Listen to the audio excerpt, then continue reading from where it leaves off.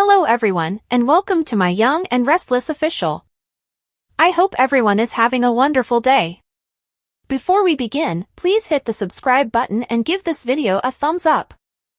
In his office at Jabot, Jack left a voicemail for Tracy. He asked how Ashley was doing in Paris. Jack moved to leave the office, but Nikki was on the other side of the door, trying to enter at the same time. Nikki stumbled into Jack's arms. "Oops," she said. Jack could tell Nikki had been drinking.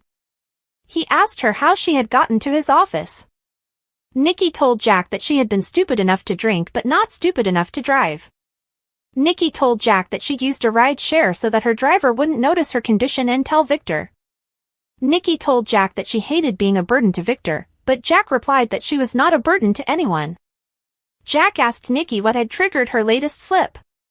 Nikki showed him the story about the fire at the South Post Women's Correctional Facility in Oregon, the prison in which Jordan had been incarcerated.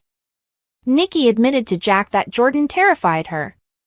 Nikki feared that Jordan would be coming after her and might have already arrived in Genoa City. She told Jack that she had only wanted one drink to make things better, but drinking had only made things worse. Jack praised Nikki for not covering up and for coming to him for help.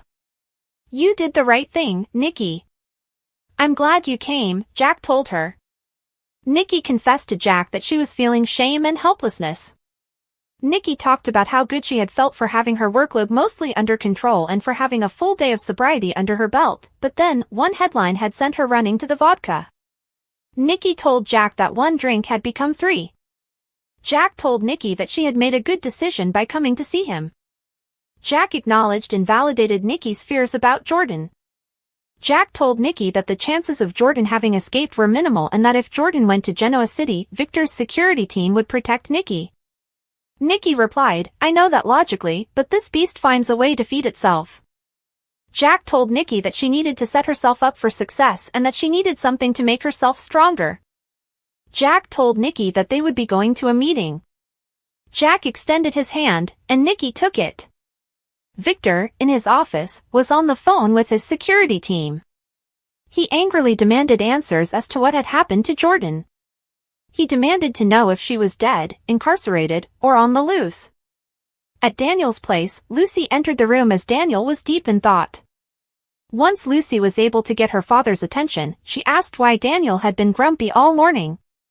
Lucy reminded Daniel of the plans they had made for the day, but Daniel seemed distracted. Lucy commented that her mother, Heather, had also seemed preoccupied. Lucy wondered if her parents had had a fight. Before Daniel could answer, there was a knock at the door. It was Heather. Lucy asked her parents if their plans to see a gallery show were still on. When Heather suggested Lucy should talk to Daniel about that, Lucy grew suspicious. Lucy told her parents that she didn't believe they were both dealing with deadlines at work. Heather told Lucy that she had to speak with Daniel about work in private. Lucy told her parents that she was certain something was up. Heather ordered her away to do homework. Daniel backed Heather up. Lucy left the room. Daniel and Heather gave each other guilty looks. Heather asked Daniel if he thought Lucy suspected the truth, as Lucy eavesdropped behind a door. Heather told Daniel that she was uncomfortable living a lie until Daniel could get around to telling Lily that Daniel and Heather were together. Lucy smiled when her mother said, "We love each other. We finally found our way back to each other. Do you have any idea how lucky we are?" Heather told Daniel she had been up all night, trying to figure out where the two of them would go from there. Daniel admitted he, too, had been awake all night, asking himself the same questions. Lucy looked worried when she heard her mother ask Daniel, "Are you taking a step back from what happened?" Daniel assured Heather that he wanted them all to be a family again as much as she did, but he couldn't keep cheating on Lily behind her back. Daniel reiterated his reluctance to flying off to California and dump it all on Lily while she was in the middle of dealing with Maddie's crisis. "You're an honorable man, and I kinda hate that right now," Heather said to Daniel. Heather knew that she and Daniel couldn't be together until he did the right thing. Heather asked Daniel, "Where does that leave us?" Heather, convinced that Lucy would soon figure out what was going on, asked Daniel if they planned to ask their daughter to lie for them, too. Heather was concerned that while their situation was in limbo, Daniel might start second-guessing the whole thing. Daniel tried to reassure Heather. Daniel said, "I love you. I have always loved you," but despite that, he had to be kind to Lily. Heather confessed that she didn't want to be selfish but that she was, and she didn't want to risk anything. Daniel told Heather to be patient and to wait it out. Then, he kissed her.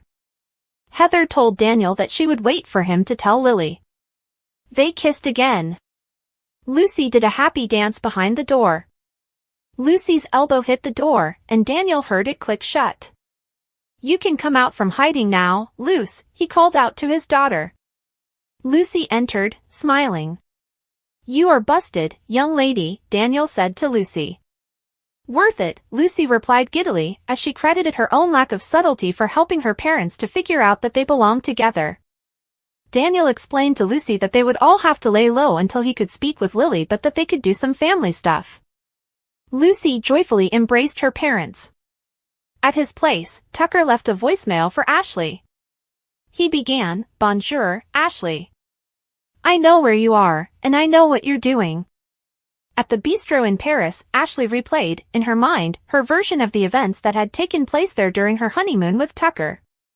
She was visibly rattled. Tracy asked if Ashley still wanted to pursue answers. Ashley told her sister that she needed proof that Tucker had been violent in the bistro. Ashley thanked Tracy for accompanying her to France, both as her sister and as a witness. Ashley explained that it was the way to get Tucker to stop gaslighting her and that finding answers would allow Ashley to get on with her life. Ashley received and listened to the voicemail from Tucker. It concluded with Tucker wondering how Ashley would react once she'd learned the truth from the staff at the bistro. "He's just baiting me," Ashley told Tracy. One more time, Tracy tried to dissuade Ashley. Ashley spotted the waiter she had remembered from that day. Ashley asked the waiter if he remembered her. The waiter remembered both her and the man with her who had been very angry. The waiter remembered the commotion Tucker had made when he had left, and the waiter said that he had felt bad for Ashley. When Ashley mentioned the broken glass and overturned chair, the waiter said that he didn't recall those details. The waiter stated that he remembered the incident perfectly, then excused himself. Ashley became upset and insisted to Tracy that she did remember what had happened. "I know what I saw. I know what I heard. I remember," Ashley exclaimed. Tracy tried to suggest that the high emotions involved in an argument might have led to confusion on Ashley's part. Ashley insisted to Tracy that she was not confused, then concluded that the waiter had lied because Tucker had gotten to him. Ashley decided that Tucker's message had revealed foreknowledge of Ashley having gone to Paris.